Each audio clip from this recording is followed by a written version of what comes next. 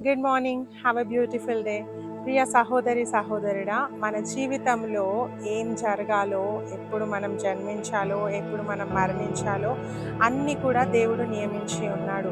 ఏది కూడా సడన్గా ఏదో జరగాలని కాదు, కానీ ఆయన ఆల్రెడీ భూమి పునాది వేయకముందే మనము ఎప్పుడు మరణించాలి, ఎప్పుడు జన్మించాలి అన్నీ కూడా ఆయన నియమించి ఉన్నాడు. ఏ కాలంలో వివాహం జరగాలి, ఏ కాలంలో మనము బ్లెస్సింగ్స్ పొందుకోవాలి, ఏ కాలంలో వర్ధిల్లాలి అన్నీ కూడా సమయాన్ని ఆయన నియమించి ఉన్నాడు. వాక్యం చెప్తా ఉంది, ప్రసంగి గ్రంథము 3:11, దేని కాలమునందు అది చక్కగా ఉండునట్లు సమస్తమును ఆయన నియమించి ఉన్నాడు. దేని కాలంలో అది జరుగునట్లు అంటే దేవునికి తెలుసు ఏ టైంలో ఏం చేస్తే బాగుంటుందో. ఆయన ముందే చేసేవాడు కాదు, తర్వాత లేట్ చేసేవాడు కాదు. పర్ఫెక్ట్ టైమింగ్లో దేవుడు మనకు సహాయం చేస్తాడు. ఆయన నియమించినవన్నీ కూడా చక్కగా ఉంటాయి. కొన్నిసార్లు మనం ప్లాన్ చేసినవి అట్టర్ ఫ్లాప్ అవుతుండొచ్చు. మనం ప్లాన్ చేసుకున్నవి జీవితంలో తారుమారుగా మన మన లైఫ్ని మిగిలించవచ్చు. కానీ దేవుని ప్లాన్స్ చాలా చక్కవి. మోషే జీవితాన్ని మనం చూస్తే, ఆయన ఎప్పుడైతే మోషే జన్మించాడో అప్పుడు అక్కడున్న చిన్న పిల్లలందరినీ కూడా చంపివేయమని ఫరో ఒక ఆజ్ఞని ఇచ్చి ఉన్నాడు. కానీ అందరూ చంపివేయబడ్డారు, కానీ మోషే మాత్రం బ్రతికాడు. ఎందుకు అంటే దేవుని ప్రణాళికలో ఆయన ఉన్నాడు. ఇంకా మనం చూస్తే ఆయన తల్లియే వచ్చి ఆయనకు పాలిచ్చి పెంచినట్టు మనం చూస్తూ ఉన్నాము. ఒకసారి వాక్యాన్ని చదువుకుందాము.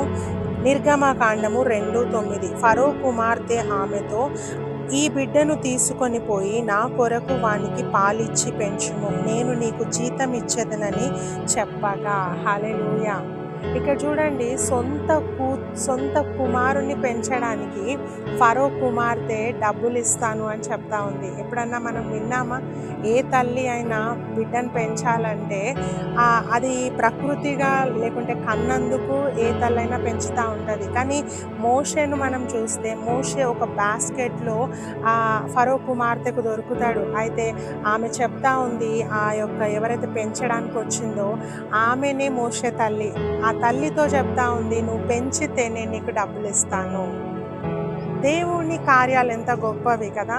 అసలు చనిపోయే వ్యక్తిని, ఆయన జీవితంలో కనిపించకుండా పోయే వ్యక్తిని, అట్లాంటి వ్యక్తిని దేవుడు కాపాడడమే కాకుండా తన సొంత తల్లికి జీతం వచ్చేటట్టు దేవుడు చేశాడు. హల్లెలూయా. ఆయన కార్యాలు ఎంత గొప్పవి, ఆయన టైమింగ్స్ ఎంత గొప్పవి. ఒకవేళ ఇంకా కొంచెం ఆలస్యమైన ఉంటే ఆ బాస్కెట్లో, ఆ బుట్టలో ఉన్న ఆ మోషే చనిపోయేవాడేమో. కానీ దేవుడు ఆ విధంగా చేయలేదు. ఆయన నియమించాడు ఏ కాలంలో ఏది చక్కగా జరగాలో. సో దేవుని కార్యములు గొప్పవి, ఆయన సమయం గొప్పది.